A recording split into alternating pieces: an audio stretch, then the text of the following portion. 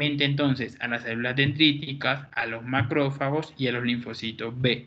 Unos linfocitos B que van a pertenecer principalmente a ¿qué? A la inmunidad humoral. Recuerden que los linfocitos T van a pertenecer a la inmunidad celular.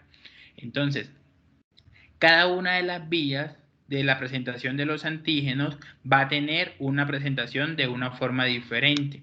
Entonces, si podemos ver acá, entonces cuando hablamos de los macrófagos, esta vía me va a realizar ¿qué? Hasta la formación del fagosoma. Eso ya lo vimos en qué momento, o en qué vía vimos el fagosoma.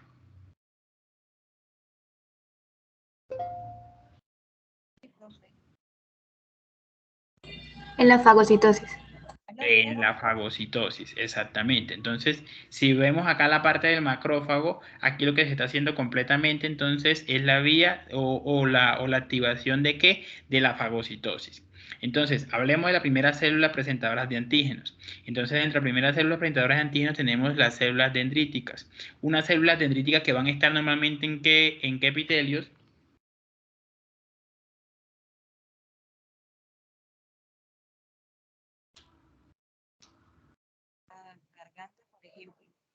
No, Dani, no te escucho, Dani. Tienes el micrófono lejos. ¿Aló? Ahora sí. Ahora sí se escucha. Sí, pues más o menos. ¿A dónde se encontrarían, Dani?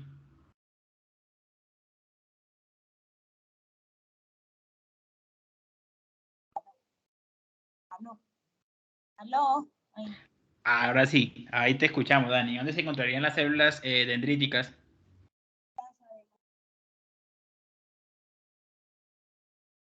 Bueno, se encontrarían entonces en la región de la piel y en la región de la mucosa o en los epitelios de la mucosa, una mucosa o un epitelio de la mucosa que puede ser en la parte respiratoria y en la parte intestinal principalmente. Entonces, la principal función de las células dendríticas es actuar de centinela ubicado debajo de los epitelios. Unos epitelios, que ya se los dije, es donde lo vamos a conseguir principalmente, entonces en los métodos de barrera, que son la parte de la piel y la parte de ¿qué? De las mucosas, mucosa respiratoria y mucosa intestinal principalmente. ¿Ellos qué van a hacer? Van a capturar los péptidos generados por los polimorfonucleares y por las moléculas microbicidas. Entonces, los polimorfonucleares me van a atacar el patógeno y me lo van a ¿qué? Me van a hacer la parte bueno, por decirlo así, de asesinada de patógeno, es decir, de eliminada de patógeno. Eso me va a formar unos péptidos. Esos péptidos van a ser capturados ¿por quién? Por las células dendríticas y van a tener principalmente unos receptores. Entonces, estos receptores que me van a reconocer esos péptidos van a ser los receptores tipo, ¿cuáles son estos? Tipo TOL. Los receptores tipo TOL, entonces los receptores tipo TOL 1, 2, 4 y 5 también van a tener receptores para inmunoglobulinas y van a tener receptores para complemento.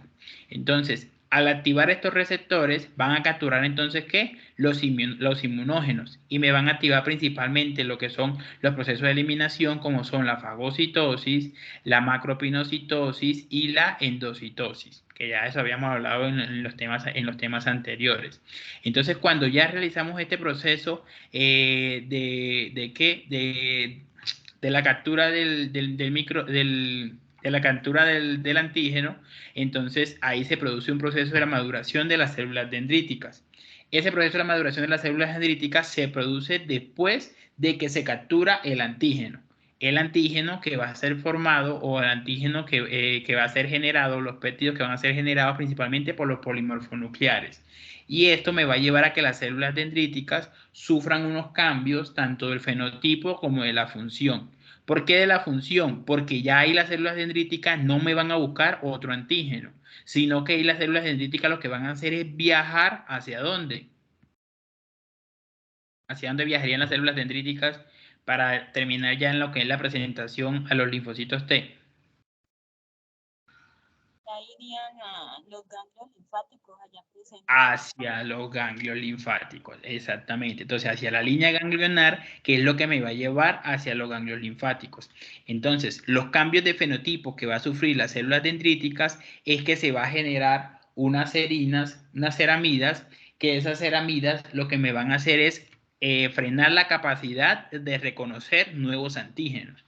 Entonces, estas ceramidas, ¿qué me están haciendo? Me están bloqueando de que no se me reconozca un nuevo antígeno, sino que se lleve ese antígeno que estamos en contacto, se lleve directamente hacia la zona de ¿qué? Hacia la zona de los ganglios linfáticos. Y también se me va a inhibir la expresión de la caderina E. Esta expresión de la caderina E o esta caderina E, ¿qué función me hacía? La función que me hacía era unir las células dendríticas ¿a qué? Al epitelio. Entonces, ya no voy, o sea, ya la célula dendrítica ya no va a reconocer más antígenos. ¿Por qué no lo va a reconocer más? Por la caderina. Y se va a inhibir la expresión de la caderina E, que esa inhibición de la caderina E, de la expresión de la caderina E, me va a llevar a que ya no se una al epitelio. ¿Para qué? Para que pueda viajar a los ganglios linfáticos. Para que se haga ¿qué? La presentación en la zona T de los ganglios linfáticos a la célula, a los linfocitos T principalmente. Entonces, la ceramida me está bloqueando que la célula dendrítica no reconozca nuevos antígenos, es decir, que se quede con el antígeno que ya me reconoció. Y la inhibición de la caderina E me está haciendo de que ya no esté anclada las células dendríticas a la parte del epitelio, sino que ya se prepare ¿para qué? Para viajar a los ganglios por medio de las líneas ganglionares. ¿Cómo se van a viajar a los ganglios por medio de las líneas ganglionares? Entonces, se van a activar en las membranas los CCR7, los cuales me van a responder a unos receptores propios de la parte de los ganglios, que van a ser los CCL19 y el CCL21, que van a estar en la zona T de los ganglios linfáticos.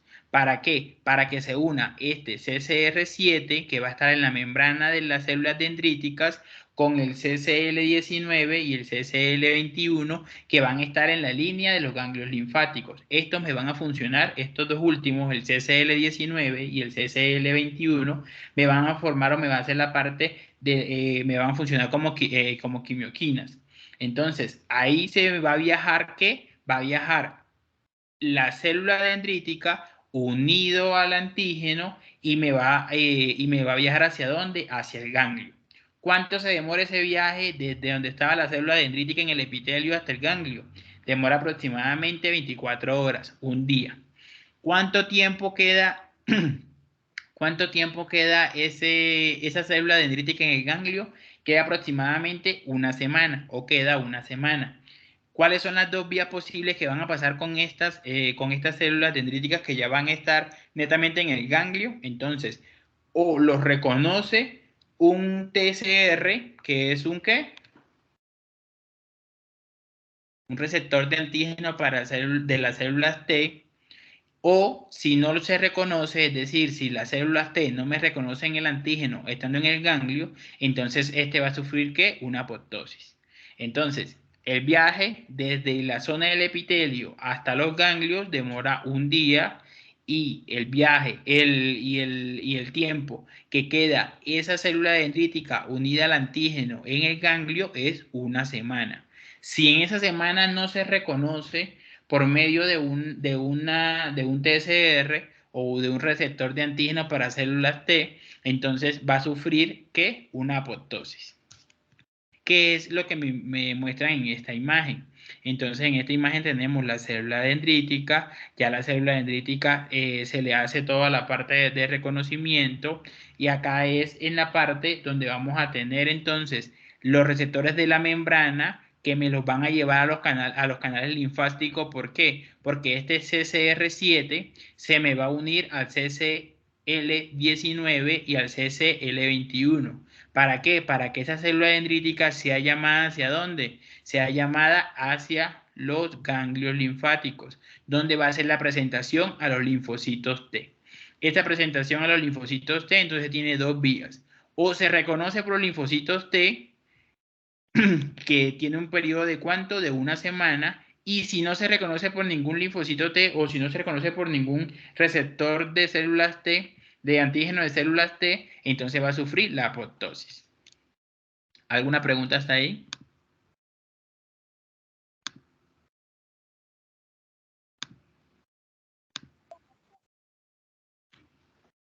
No, señor profe. ¿No? Listo. Entonces, ahora la siguiente célula presentadora de antígenos, entonces son los macrófagos, donde la principal función entonces va a ser la ¿qué? La fagocitosis. Ya esta la tenemos mucho más clara, ya la habíamos visto en la parte de la inmunidad innata. Entonces, por medio de la fagocitosis se van a capturar ¿qué? Los inmunógenos. Estos inmunógenos van a tener unos principales receptores que van a ser entonces los receptores tipo TOL, las leptinas, las inmunoglobulinas o los factores de complemento. Estos receptores me van a capturar ¿qué? Me van a capturar al microorganismo, que ese microorganismo siempre va a estar ¿qué? Ozonizados o por anticuerpos o ozonizados por complemento. ¿Cuál parte del complemento me podría hacer la ozonización en este momento? De todas las vías del complemento, ¿cuál era la que hacía mayor efecto de ozonización sobre los microorganismos? La alterna, bro. Sí, pero ¿cuál? O sea, sí. O sea, no, pero no por cuál vía, sino pues exactamente por cuál factor. El 3B. El 3B, el C3B, exactamente. Entonces recuerden que los A me van a ser de anatoxinas y el C3B me va a ser de ¿qué? De ozonización principalmente. Eso está ahí en el cuadrito donde muestran donde muestran el resumen. Y por último, entonces lo que se me va a formar es el fagosoma, que eso ya lo vimos, que entonces ahí interviene la parte de los lisosomas, hace toda la parte enzimática y se libera principalmente la parte del antígeno. ¿Listo? Entonces en eso no me hace mayor énfasis. Ahora, la otra célula presentadora de antígenos son los linfocitos B. Esos linfocitos B me van a mediar ¿qué tipo de inmunidad? La inmunidad humoral. Su principal función es producir anticuerpos, unos anticuerpos que me van a hacer una captura ¿de qué? De antígenos. ¿Para qué? Para poder ser presentados por diferentes células. Entonces podemos ser presentados por las células dendríticas, pueden ser presentados por las células dendríticas foliculares o por células especiales de los ganglios linfáticos. Las células dendríticas foliculares me pueden formar un retículo que al momento de unirse con los linfocitos B me van a formar el folículo linfoide. Entonces, este folículo linfoide me va a hacer la parte de la presentación ¿a qué? A los linfocitos T principalmente. Entonces, ¿cuáles son los principales receptores acá? Son los BCR. ¿Qué son los BCR? Receptor del linfocito B. Receptor de antígeno de linfocitos B. Antígeno del linfocito B. Exactamente. ¿Listo? Entonces, estas son moléculas de tipo IgM, entonces inmunoglobulinas M, y ellas lo que me van a formar principalmente son los complejos inmunoglobulinas M antígenos. Ese complejo inmunoglobulina M antígenos me van a formar algo que se llama el camping. ¿Qué es el camping? El camping es que estos complejos, es decir, la unión entre la inmunoglobulina y el antígeno, se van a movilizar hacia la parte de la célula o se van a ir hacia la parte de la membrana de la célula para posteriormente ir hacia uno de los polos. Ese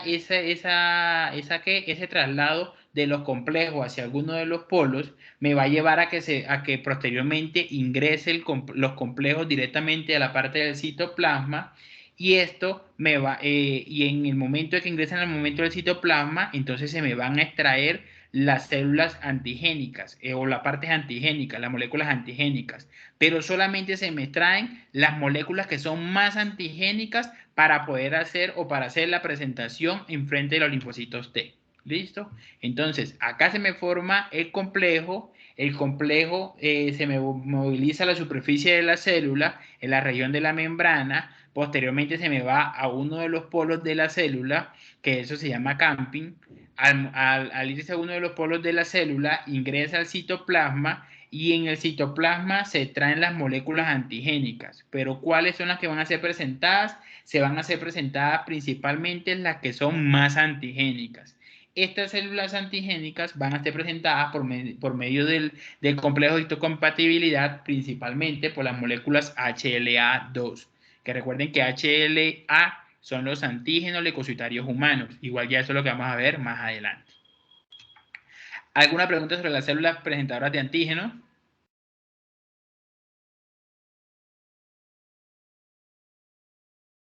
Listo. Hasta el momento no, profe.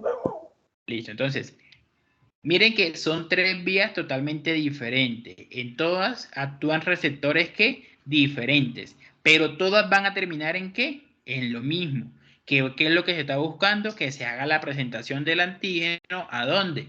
Al linfocito T. Entonces, esa presentación del antígeno al linfocito T va a estar mediado principalmente por el complejo de histocompatibilidad, que ya se lo voy a explicar más adelante.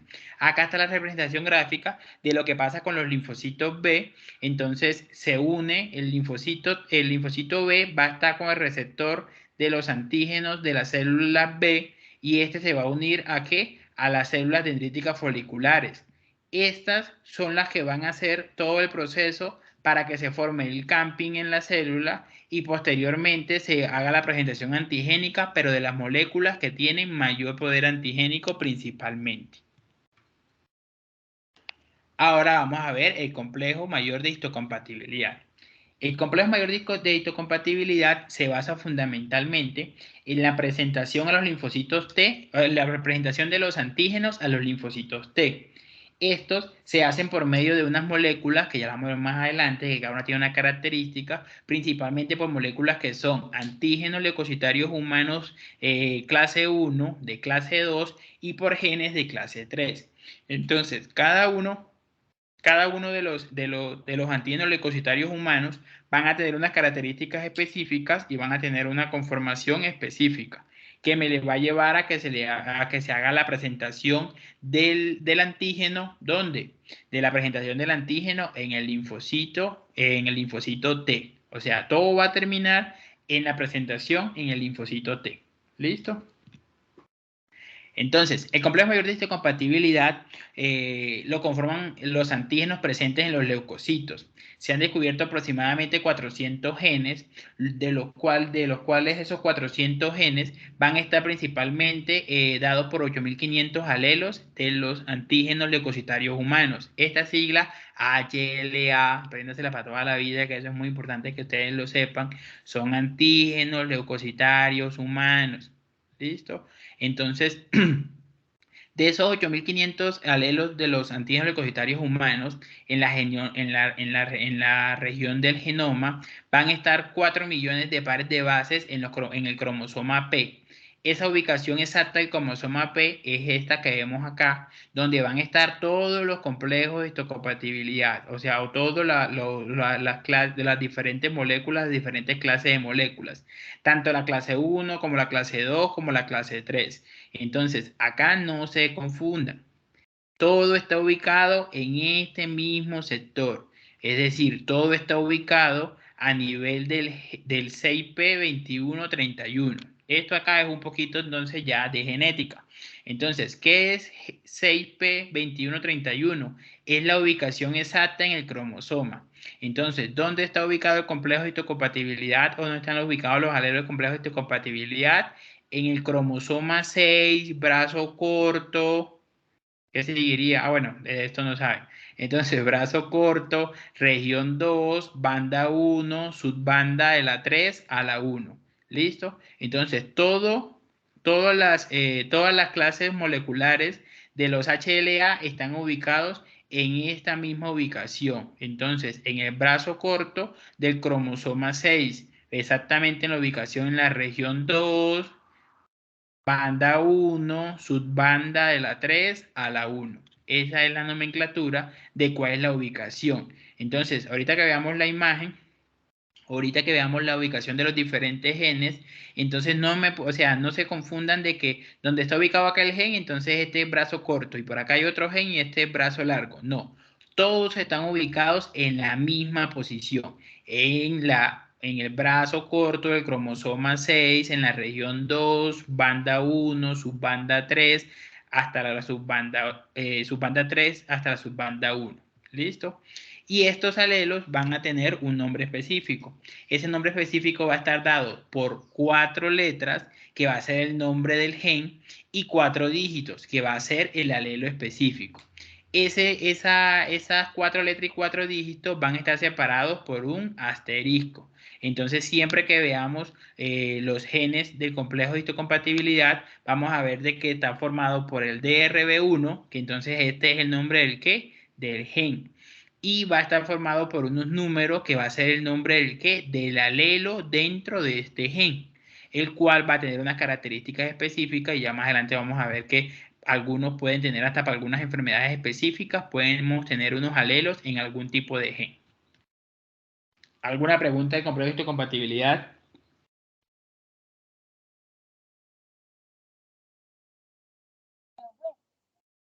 Listo. Entonces, el complejo de histocompatibilidad hace funciones tanto de reconocimiento, diferenciación de los diferentes antígenos y también de la parte de defensa. Estos van a estar formados principalmente por medio, van a estar formados principalmente tanto por unos brazos o por unas cadenas alfa y por unas cadenas beta, que ya más adelante se las muestro. Entonces, dentro de la clasificación, vamos a tener moléculas clase 1, que son estas. Aquí están los diferentes genes de la clase 1. Vamos a tener también otra clasificación que es la clase 2 y por último la clase 3. Entonces, la clase 1. La clase 1 fundamentalmente se produce por la colonización de la membrana de todas las células del organismo. Estas están en todas las células del organismo, excepto en las neuronas y en los eritrocitos. ¿Por qué en las neuronas y los eritrocitos no está este tipo de moléculas? No están este tipo de moléculas porque estas tienen su propio sistema de antígenos. Recuerden de que por lo menos hablamos de los antígenos la clase pasada de los eritrocitos, que nos daba ¿qué? Nos daba el grupo sanguíneo. ¿Se acuerdan que lo habíamos explicado? Entonces, estas dos células, tanto las células nerviosas como los eritrocitos, tienen sus propios tipos de ¿qué? De antígenos. De lo contrario, todas las células del organismo tienen moléculas de la clase 1 del complejo mayor de histocompatibilidad. Ahora, de la clase 2, entonces estas se expresan principalmente en los linfocitos B, en los macrófagos y en las células dendríticas, que estas serían las células que principalmente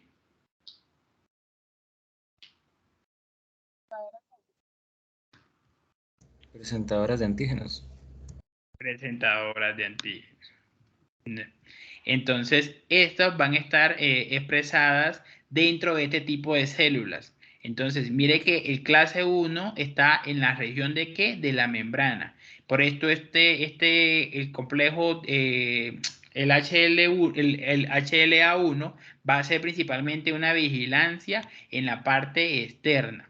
En cambio, el HL2 va a ser una vigilancia en la parte interna porque van a estar dentro de este tipo de células. Eso ya se lo explico más adelante con las diferentes imágenes de cómo presentan los antígenos.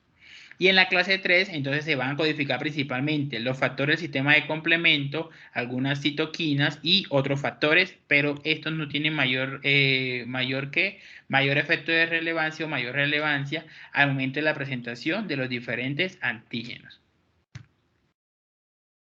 Ahora, conformación de las moléculas de HLA. Entonces, las moléculas de HLA van a estar formadas principalmente por 2 hélices. Miren que son estas imágenes que tenemos acá. Acá están las representaciones gráficas de las 2 más importantes HLA. Hay muchas más, hay HLA-G, hay HLA-A, pero quiero que al menos entiendan las 2 más importantes y pues la clase 3, que es más que todo hace el aporte genético principalmente. Entonces, el HLA1, que es este que está en la región de arriba, entonces va a estar formado principalmente por unas cadenas alfa y por una cadena beta 2 microglobulina. Estas cadenas van a tener una región que se llama una hendidura, que es esto que ustedes ven acá en la mitad, que es donde se va a unir ¿qué? ¿Qué se uniría acá?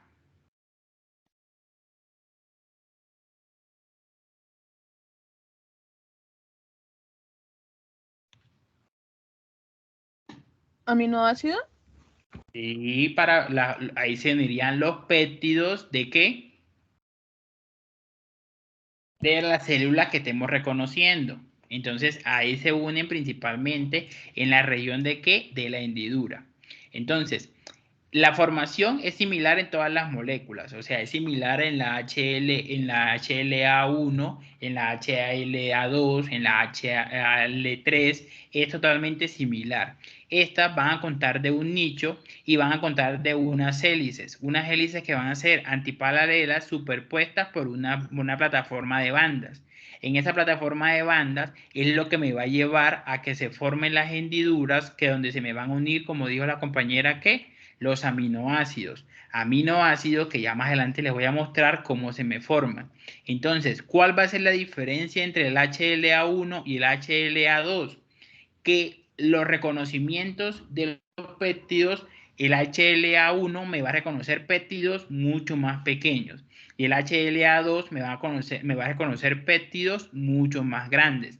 Entonces, por lo menos para el HLA1, muchas veces cuando tenemos la parte del antígeno, entonces se va a terminar, se tiene que terminar fraccionando para que pueda ser reconocido por el HLA1.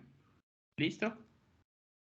Entonces, en la formación, mire que la formación es muy parecida, tanto el HLA1, que es el de arriba, o sea, es este, y el HLA2, la formación es muy parecida, tiene la hendidura donde se van a pegar la parte de los aminoácidos y también tiene entonces la parte de las hélices y la parte de la formación entonces alfa y beta para el HLA2 y para el HLA1 los alfa y los beta 2 microglobulinas, que ya más adelante se los voy a mostrar.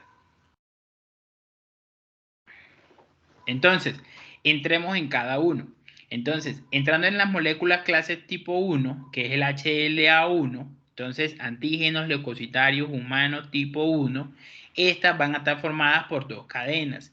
Cadenas que van a ser unas cadenas alfa, que como lo vieron acá en esta imagen, entonces es un alfa 1, alfa 2 y un alfa 3, y una sola molécula de beta 2 microglobulina. Entonces, esas cadenas alfas, bueno, acá están formadas por dos tipos de cadenas, pero en realidad son ¿cuántas cadenas? ¿Cuántas serían acá?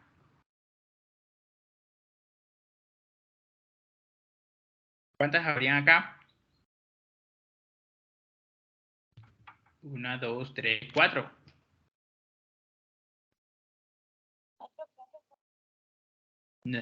Entonces están formados por dos tipos de cadena, pero en total son 4 cadenas. ¿Por qué? Porque hay 3 alfas y hay una sola beta 2 microglobulina. Esta formación va a estar sintetizada principalmente ¿en qué lugar? En el retículo endoplasmático. Y va a estar protegida por medio de la calnesina. Esta calnesina es la que se va a vigilar que las cadenas alfa no se peguen a otra cadena que no sea la beta 2 microglobulina.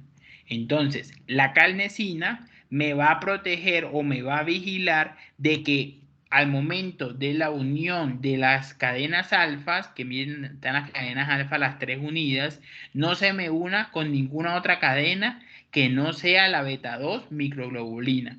¿Para qué? Para formar un compuesto trimolecular que es el que va a hacer la función en los complejos HLA1. ¿Listo? Entonces, ¿cómo está formado? Por unas cadenas alfas y por una cadena beta 2 microglobulina que va a estar vigilada por medio de la calnesina para que esta beta 2 microglobulina se una directamente a las cadenas alfa. Entonces, ¿qué es la función de la calnesina? La función de la calnesina es que estas cadenas alfas no se unan a ningún otro tipo de cadena que no sea a la beta 2 microglobulina. Entonces, las cadenas alfas van a estar formadas principalmente por el cromosoma 6 y las cadenas beta van a estar formadas principalmente por el cromosoma 15. Entonces, a la unión de las cadenas alfa y las cadenas de la beta 2 y la cadena de la beta 2 microglobulina, que recuerde que esta es una sola, se le va a unir que la calnesina. Y al unirse esa catequina me formaba un complejo trimolecular. ¿Por qué trimolecular? Porque hay tres moléculas. Las cadenas alfa, la cadena beta y la carnesina.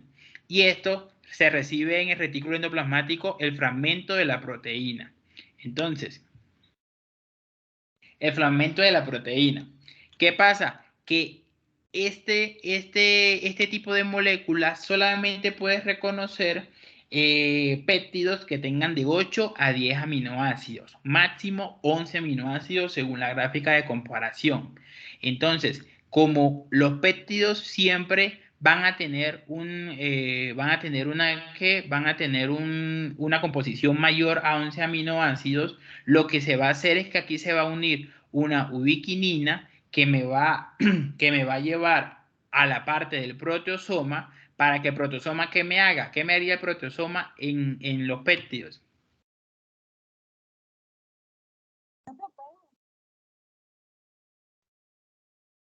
No, Dani, no se te escucha mal el audio.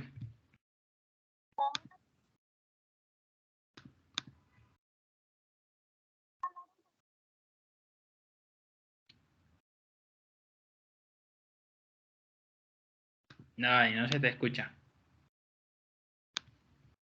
Bueno, entonces, ¿qué me haría el proteosoma? Entonces, mírenme, acá tenemos la ubiquinina, se me van a unir entonces ¿a qué? A los péptidos. Para ser transportado entonces los péptidos ¿a dónde? A proteosoma. Al ser llevados los péptidos a proteosoma, lo que hace es la representación gráfica que tenemos acá, es convertirlos ¿en qué? En péptidos más pequeños. Estos péptidos van a ser péptidos antigénicos. Entonces, estos péptidos antigénicos ya van a estar formados por medio de máximo 11 aminoácidos para que pueda ser reconocido. ¿Por qué? Por las moléculas HLA1.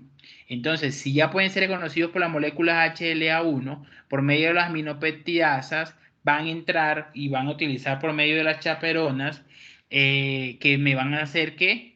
¿Qué me harían las chaperonas? ¿Qué hacen las chaperonas en bioquímica siempre?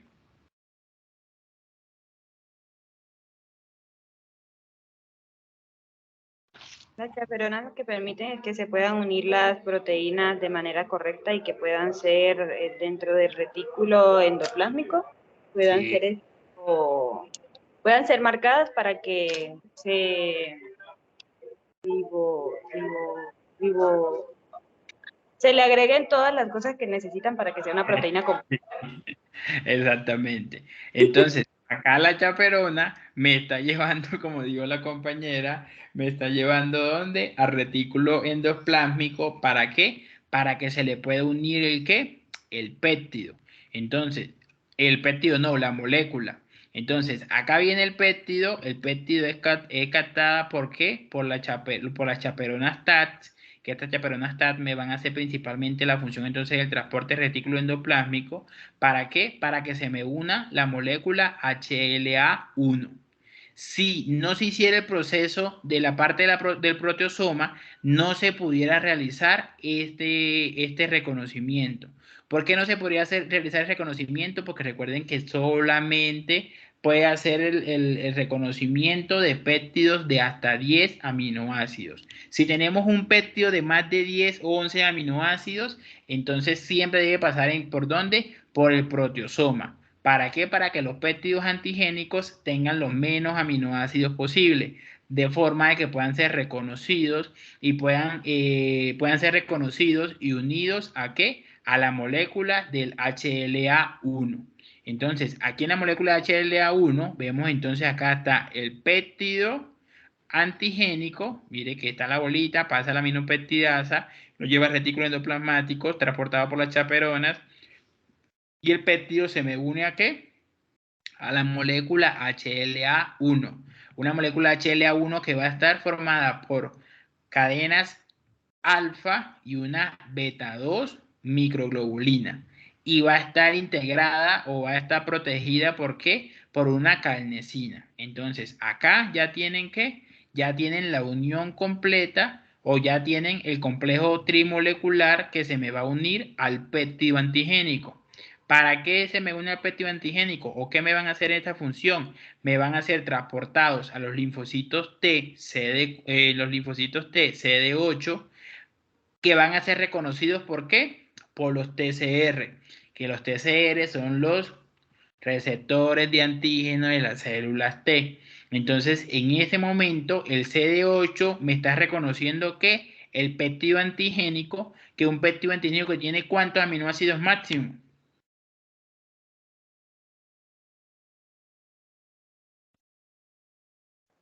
Un péptido antigénico de 10.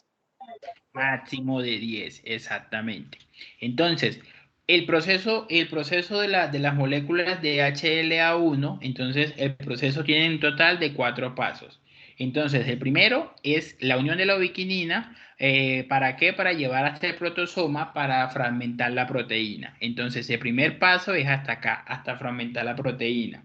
Después se hace el transporte por medio de las chaperonas de los péptidos antigénicos para que se le pueda unir que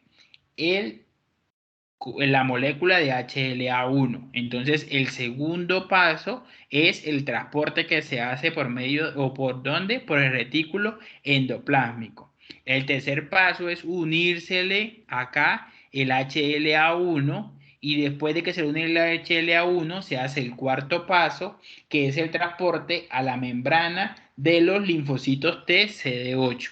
Entonces, acá se reconoce los linfocitos TCD8 por medio de los receptores de antígenos de las células T. ¿Listo? ¿Alguna pregunta de las moléculas clase 1?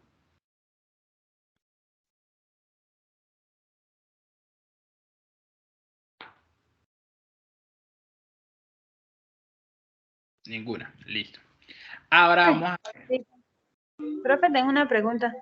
Sí, Si llega a faltar alguna molécula aquí en este paso, o sea, en alguno de los pasos, no hay nada que lo acomode. Un ejemplo, acá en donde está el TCR o en la parte donde, no sé, le falta alguna chaperona que le permita que pueda ser transportado. No hay ningún problema no, génico. no sería entonces reconocido, porque recuerda que si no es transportado no se le va a poder unir la molécula, porque recuerda que ¿qué es lo que va a reconocer el linfocito T? No me va a reconocer al péptido, el linfocito T me va a reconocer es la molécula que está unida ¿al qué? Al péptido. Listo. Entonces acá, o sea, se tienen que dar, mejor dicho, se tienen que dar todos los pasos para que se pueda realizar la unión y el reconocimiento del péptido que va a estar unido a la molécula, pero en sí o sea, el reconocimiento que me hace el linfocito T es a la molécula y no al péptido, porque el péptido se me está uniendo a la molécula para poder ser reconocido. Entonces, el reconocimiento me lo da es el HL1. O sea, el antígeno es el que le da reconocimiento para que pueda ingresar, para que pueda ser reconocido por la CD8. Exactamente. Listo. Muchas gracias. Entonces, acá,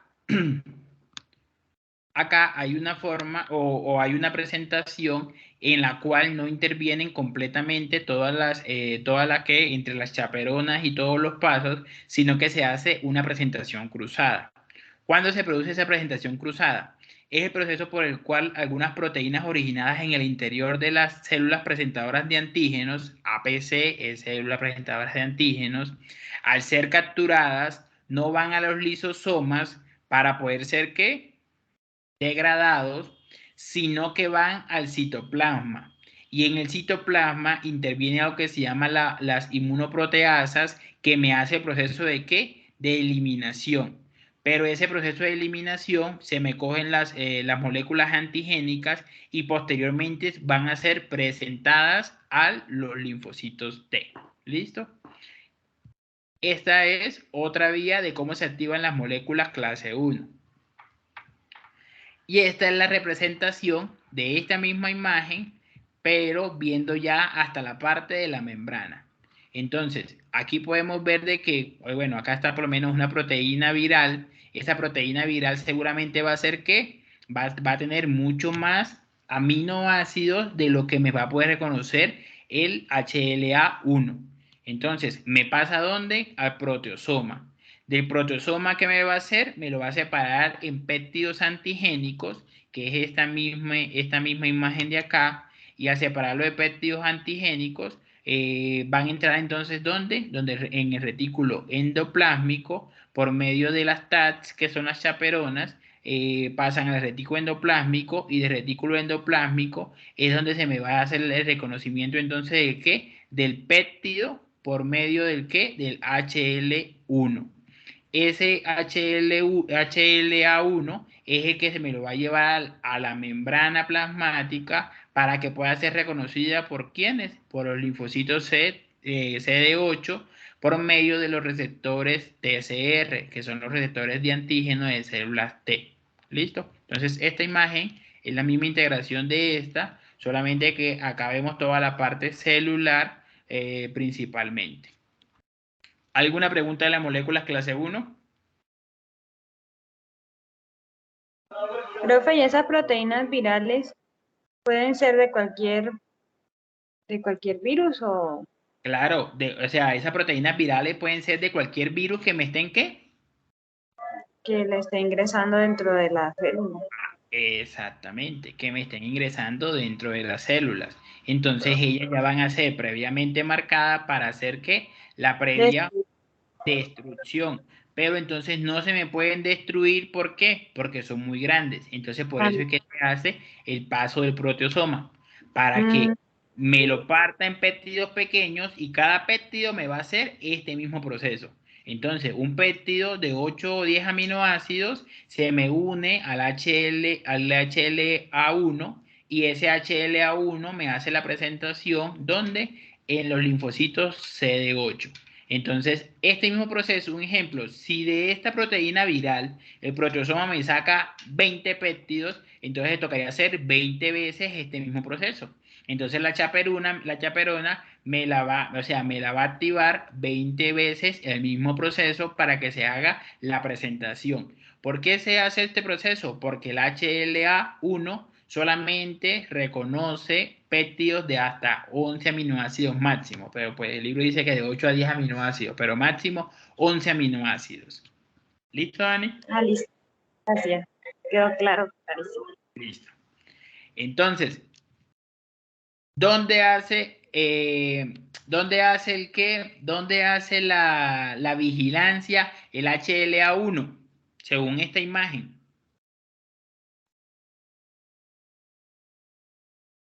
¿En la parte intracelular o extracelular?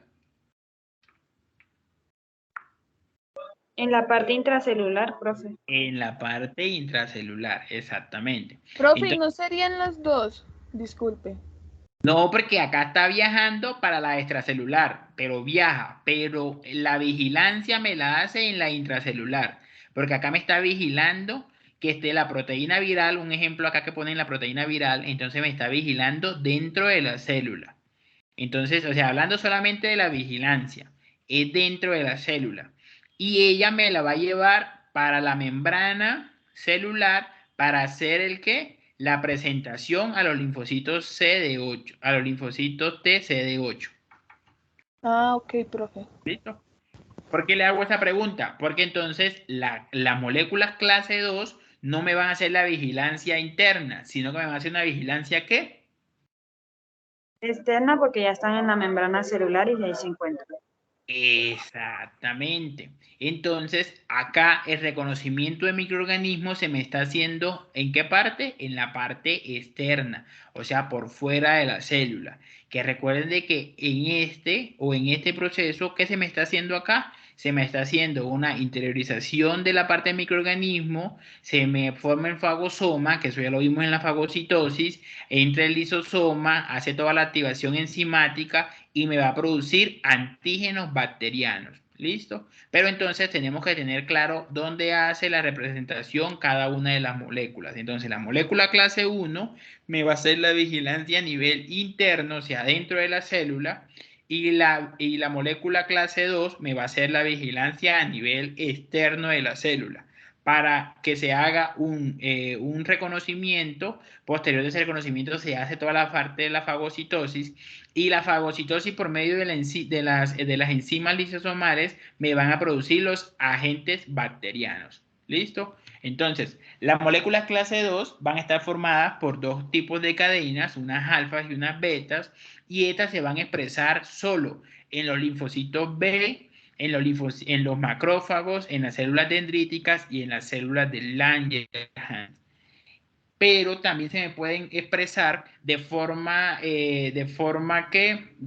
o sea, no tan frecuente, pero sí se me pueden expresar en las células endoteliales y en los fibroblastos.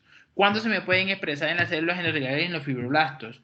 Cuando las células endoteliales y los fibroblastos me formen interferón gamma. ¿Que cuando me forman interferón gamma? ¿En qué proceso es ese?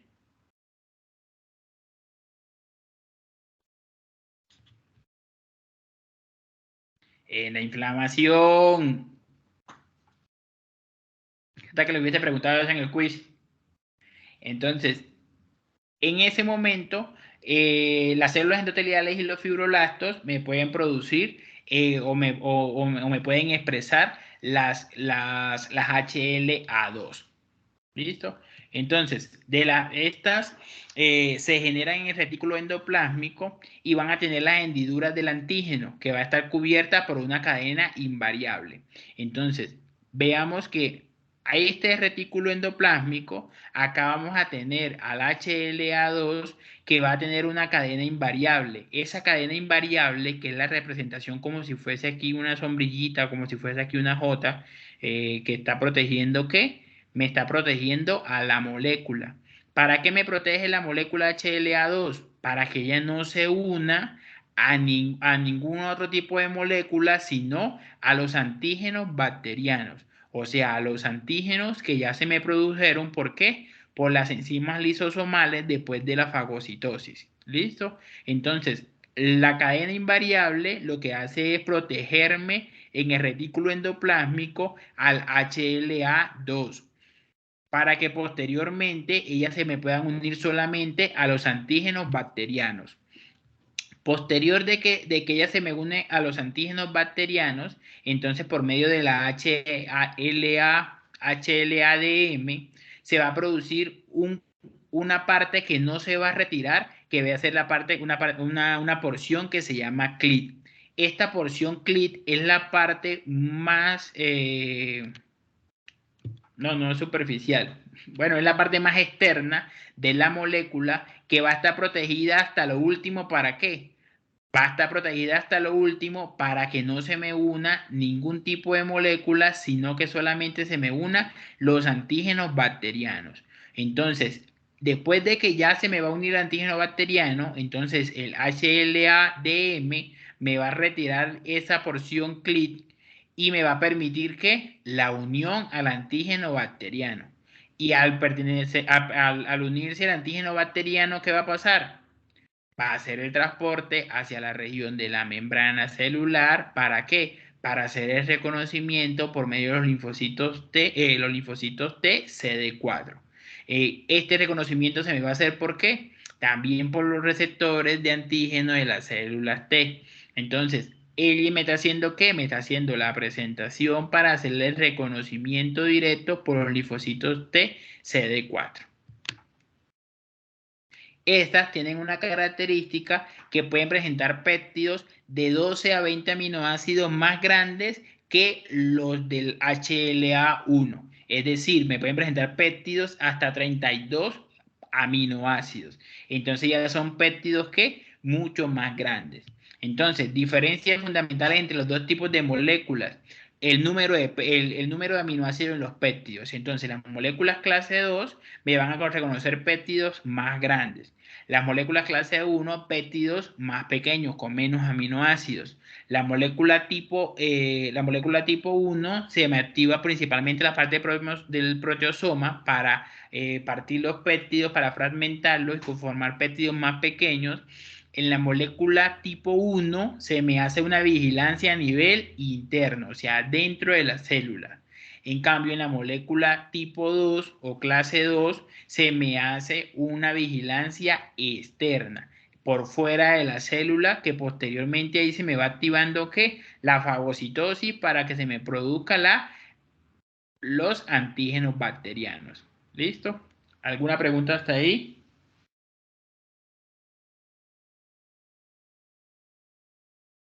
No, señor, profe. Listo. Entonces,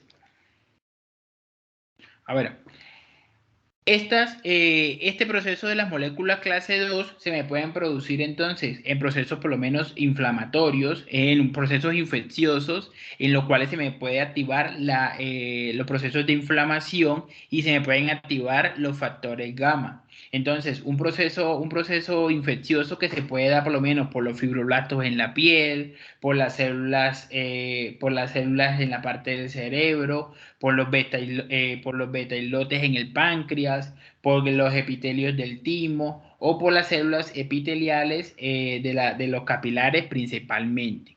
Entonces, esta presentación como tal del antígeno se hace se hace después de que se haga la fagocitosis, que eso ya no hacemos, ahí no hacemos mayor énfasis porque ya eso lo habíamos visto. ¿Listo? Ahora, la diferencia entre los dos tipos de moléculas. Recuerden que estos dos tipos de moléculas son las más importantes del complejo de histocompatibilidad. Entonces, el complejo de histocompatibilidad 1 va a tener cadenas alfa y beta 2 microglobulinas que me van a formar un componente trimolecular que va a estar formado por las cadenas alfa, por las beta 2 microglobulinas y por qué más. ¿Cómo se llama la otra molécula que me va a formar para formar el componente trimolecular?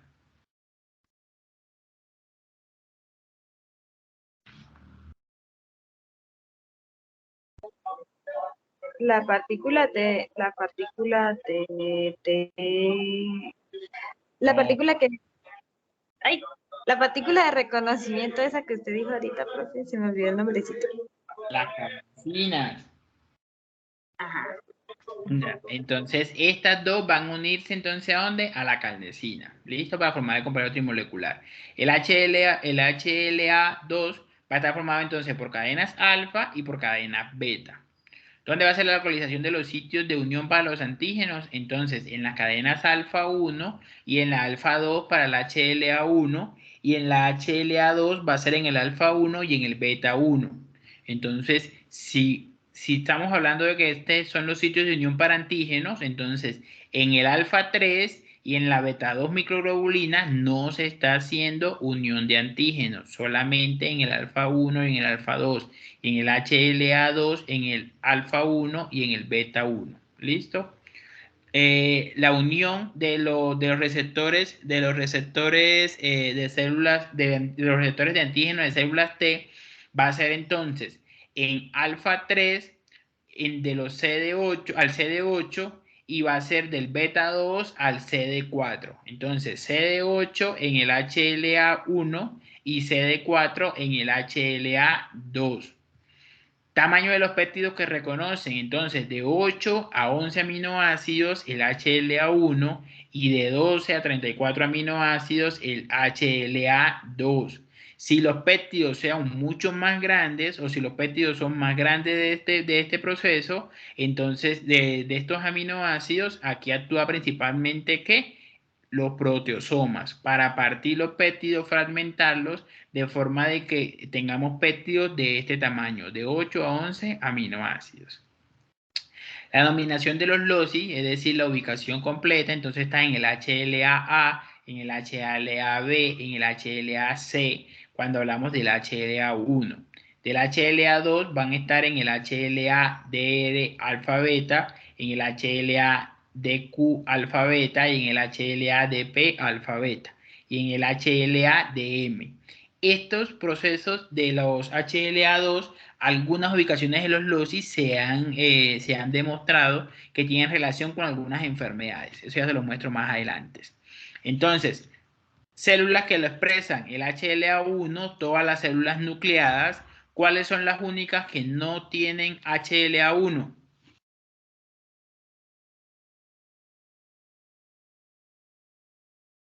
Los eritrocitos y las células nerviosas o las neuronas. ¿Listo? Y el HLA2 entonces va a estar principalmente en las células dendríticas, en los macrófagos, en los linfocitos B y en el endotelio vascular. Pero para que se exprese en el endotelio vascular, ¿cuál va a ser la característica? que se tiene que primero expresar el interferón gamma. Y por último, la clase 3. Entonces, la clase 3 lo que me genera principalmente son factores. ¿Factores para qué? Para activar las vías del complemento. Entonces, esto me generan genes que me producen factores C2, C4 y factores B de la vía alterna del complemento y se originan principalmente en los locis de HLA-DR4 y HLA-B. Recuerden de que los locis son la ubicación dentro del cromosoma donde se están generando los factores o donde se está haciendo la producción o los genes que me están produciendo los diferentes factores. ¿Listo? Entonces, acá está la imagen de las vías del complemento. Entonces, por lo menos el C2 y el CD4 va a actuar ¿dónde? En la vía clásica. El factor B va a actuar ¿dónde? En la vía alterna, que ese se lo pregunté hoy, o en la vía de ¿qué? Del Properdin. ¿Alguna pregunta sobre las moléculas?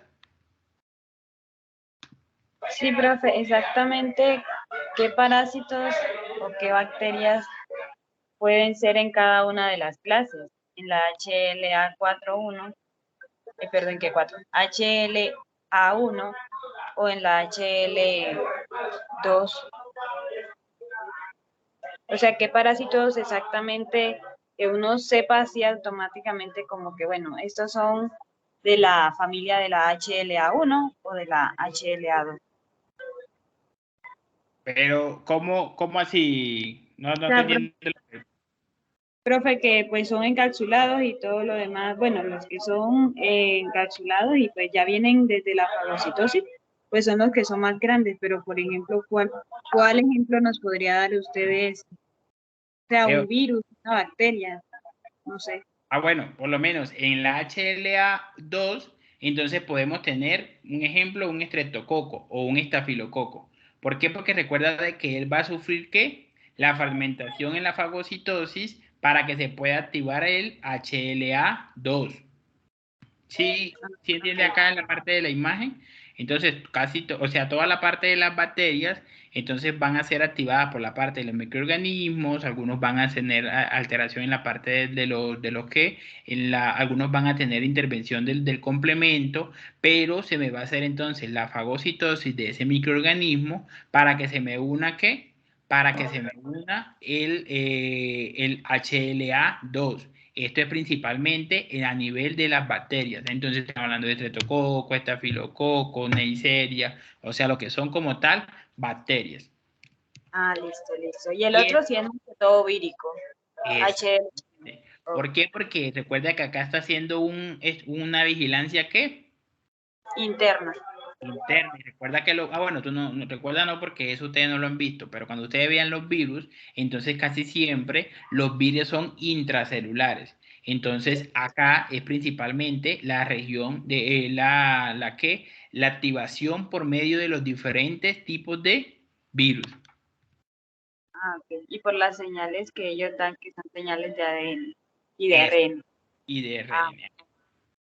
Gracias, profe. Ya comprendo.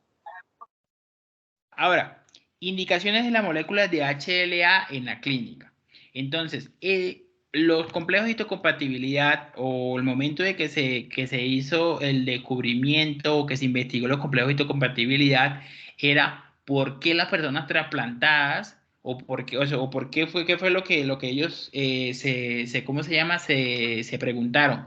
¿Por qué las personas trasplantadas respondían o por qué las personas trasplantadas rechazaban los diferentes tipos de trasplantes? Entonces, un ejemplo, un paciente se le hacía un trasplante de hígado y se notaba de que en las primeras horas o en los primeros días hacía un rechazo inmediatamente. Entonces, ahí empezaron a buscar en la inmunología por qué eso pasaba. Y ahí fue cuando se dieron cuenta que por medio de los complejos de histocompatibilidad, o sea, o por medio de los antígenos leucocitarios humanos, HLA, es que se puede dar la respuesta o se puede o tolerar un trasplante o no tolerar un trasplante. Entonces, dentro de las indicaciones más importantes están los trasplantes. Para que un trasplante tenga un éxito, entre mayor complejo de histocompatibilidad, o sea, entre mayor HLA tengan compatible entre el receptor y el donante, mayor va a ser el éxito de ese trasplante. Entonces, hay trasplantes muy específicos, por lo menos como el de médula ósea, en el cual el complejo de histocompatibilidad debe ser aproximadamente del 100% para que el éxito sea totalmente, o sea, para que sea totalmente exitoso. Pero recuerden de que los únicos que van a tener 100% de complejo de histocompatibilidad, ¿quiénes van a ser? Los gemelos. Los gemelos, exactamente. Entonces, yo tengo complejo de histocompatibilidad, ¿cómo se llama? En un gran porcentaje con mi papá, en un gran porcentaje con mi mamá, pero no somos idénticos. Yo tengo un complejo de histocompatibilidad muy parecido al de mi hermano. Tengo un complejo de histocompatibilidad muy parecido al de toda mi familia, pero no son idénticos. Las únicas personas que tienen un complejo de histocompatibilidad idéntico, que se le puede hacer un trasplante sin ningún tipo de rechazo, o sea que está totalmente seguro que no se va a tener ningún tipo de rechazo, son los gemelos. Entonces, este complejo de histocompatibilidad nos sirve ¿qué? Le hacemos la utilización clínica principalmente, es para ver qué tanto o qué tantos antígenos leucocitarios humanos son compatibles entre el donante y el receptor. Entre más alto sea la compatibilidad, menor riesgo de rechazo vamos a tener. Entonces, por eso cuando ustedes ven un ejemplo, cuando hacen donación de médula ósea, entonces siempre cogen al papá o cogen al hermano. Muy pocas veces se hace la donación, por lo menos yo le dono a una persona en Nicaragua. Muy pocas veces pasa eso. Porque ya les voy a explicar también qué pasa con los complejos de histocompatibilidad, que hay unos antígenos leucocitarios humanos que son típicos de cada uno de las etnias o son típicos de cada uno de los países. Igualmente, cuando vamos a hacer transfusión de plaquetas y de polimorfonucleares, entonces las plaquetas son ricas en antígenos leucocitarios humanos, al igual que los polimorfonucleares, principalmente de los granulocitos. Entonces, para hacer una transfusión de plaquetas y una transfusión de granulocitos, entonces lo principal que se debe ver son los complejos de histocompatibilidad para ver si va a ser tolerada. ¿Por qué? Porque si los complejos de histocompatibilidad o si los antígenos leucocitarios humanos son diferentes o no son parecidos, entonces inmediatamente mi cuerpo, ¿qué va a hacer?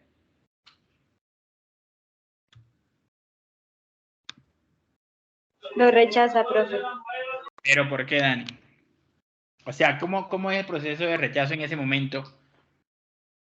Si son antígenos que están pegados a los leucocitos, ¿cuál crees tú, Dani, que sería el mecanismo por el que yo lo rechazaría? Pues si le colocan un antígeno que es diferente, entonces simplemente no se va a acoplar, porque ya que como están las membranas celulares el antígeno distinto a él, entonces no deja que ingrese el otro, o sea, no deja que entre la otra O sea molécula. que se me va a producir muchos ¿qué? Pues puede producirse una inflamación. Sí, pero no, ¿qué me pasaría si yo reconozco muchos antígenos? ¿Qué pasa quién me reconoce los antígenos? Los antígenos, los anticuerpos antígenos, Sí, el exactamente. anticuerpo es el que les reconocería. Exactamente. Entonces ahí se me daría una respuesta una respuesta exagerada a esa transfusión principalmente. Entonces se me activarían muchos anticuerpos. ¿Y esos anticuerpos qué van a hacer? Me van a eliminar todas las plaquetas que me están transfundiendo. Y el paciente quedaría se le bajaría, o sea, se le bajaría muy rápido todas las defensas. Porque haría una respuesta exagerada, exactamente.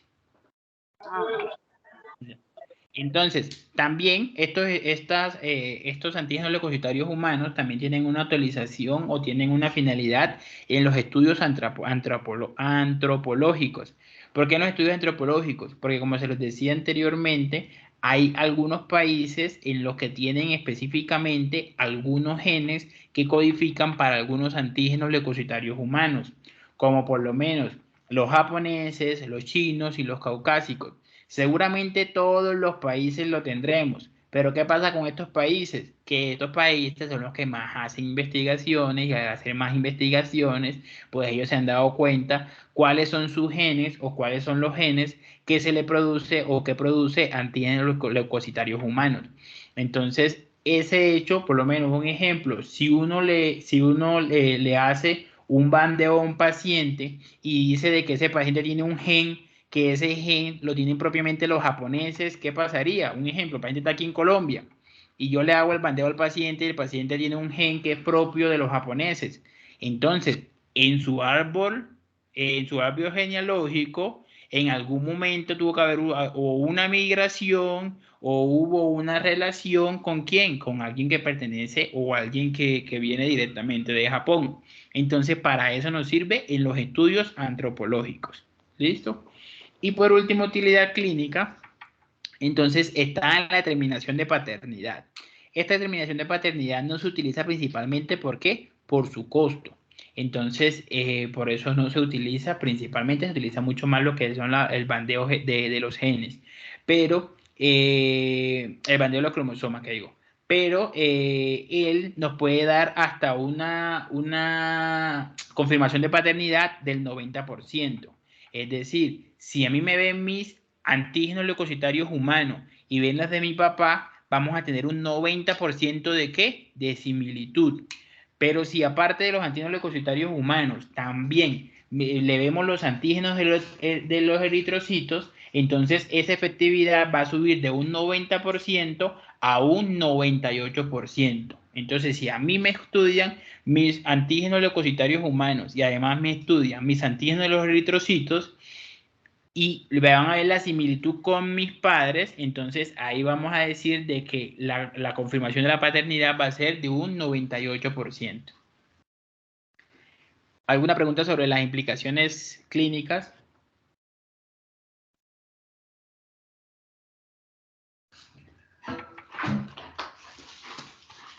Listo. Entonces, recuerden de que estas implicaciones clínicas, la más importante es la de los trasplantes.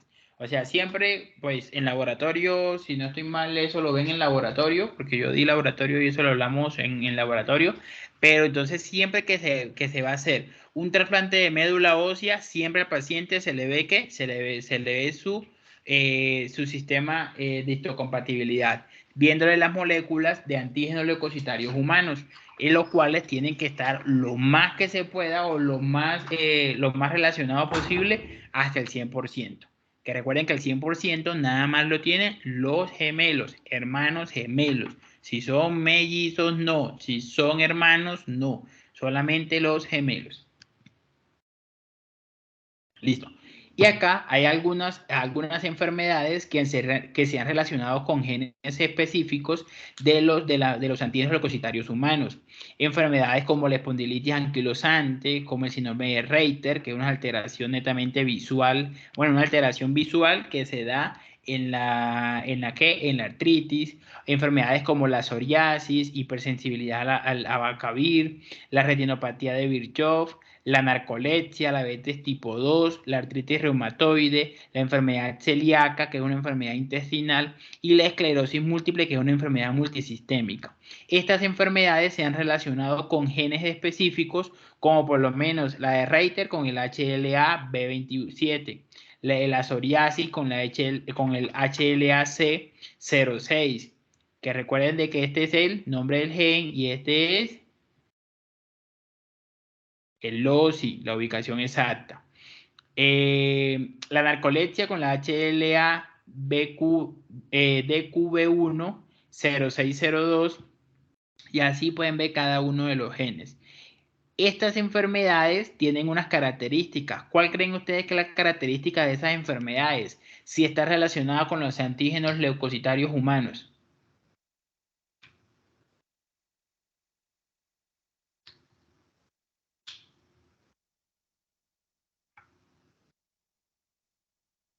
Profe, ¿puede repetir la pregunta? ¿Cuál sería la característica de todas estas enfermedades, Dani, si está relacionado con los genes que codifican para los antígenos leucocitarios humanos? Pues tiene que ver la ubicación del gen Sí, para tiene la enfermedad. Sí, eso está bien.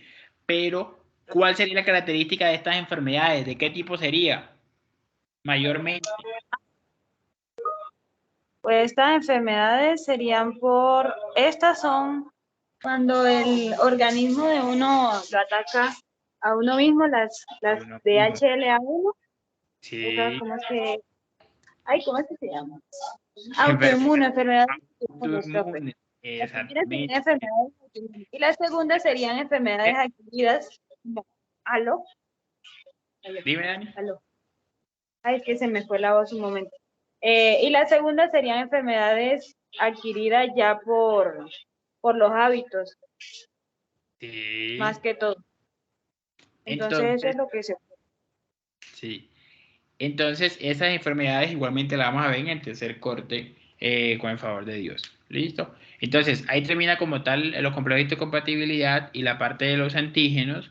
Vamos a ver la próxima clase lo que es la respuesta adaptativa o lo que es la inmunidad adaptativa. Recuerden que ya habíamos visto principalmente la inmunidad innata, ahora habíamos visto que son hereditarias. Sí, son hereditarias también, Tatiana. Eso también. Son, ¿qué? Habíamos visto entonces la inmunidad innata, vimos la parte de los antígenos y la relación con los anticuerpos. Ahora vamos a ver como tal ya la respuesta con los anticuerpos en la inmunidad adaptativa. ¿Listo? Entonces, Listo, profe. nos vemos la próxima clase. El próximo viernes tenemos otra vez quiz. En el quiz de hoy le fue bien a la gran mayoría. Profe. Y entonces, todo el tema esto de antígeno, anticuerpo, otra vez, hasta este otro tema que vimos hoy. Exactamente. Ok.